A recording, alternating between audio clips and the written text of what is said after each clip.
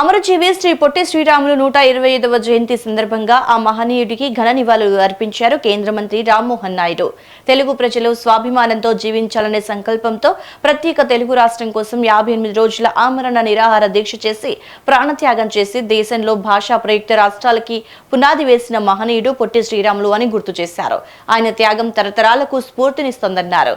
ఈ సందర్భంలో రాష్ట్ర రాజధాని అమరావతిలో కూటమి ప్రభుత్వం ముఖ్యమంత్రి చంద్రబాబు, ఉప ముఖ్యమంత్రి పవన్ కళ్యాణ్ చేతుల మీదుగా 58 అడుగుల స్టాచ్యూ ఆఫ్ సాక్రిఫైస్ విగ్రహం ఆవిష్కరించడం గర్వకారణమన్నారు కేంద్ర మంత్రి రామ్మోహన్ నాయుడు.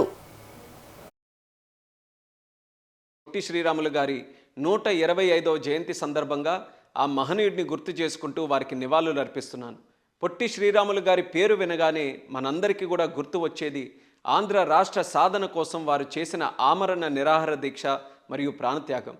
ఆయన జీవితమే నిరంతరం ఒక ఉద్యమంగా కొనసాగింది. ఇప్పటికీ కూడా ప్రజలకి ఒక స్ఫూర్తిదాయకంగా నిలిచింది. భారత స్వాతంత్ర సమరంలో ఆయన ఓ అచంచలమైనటువంటి యోధుడు. సివిల్ డిసొబీడియన్స్ మూమెంట్, ఉప్పు సత్యాగ్రహం, క్విట్ ఇండియా ఉద్యమాల్లో చురుగ్గా పాల్గొని ప్రజల్లో ఎంతో చైతన్యం నింపారు.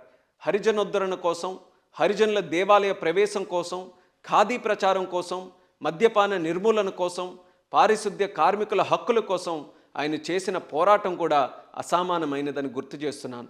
స్వాతంత్రం వచ్చిన తర్వాత తెలుగు ప్రజలు స్వాభిమానంతో జీవించాలనే సంకల్పంతో ప్రత్యేక తెలుగు రాష్ట్రం కోసం 58 రోజుల పాటు ఆమరణ నిరాహార దీక్ష చేసినటువంటి యోధుడు శ్రీ పొట్టి శ్రీరాములు గారు.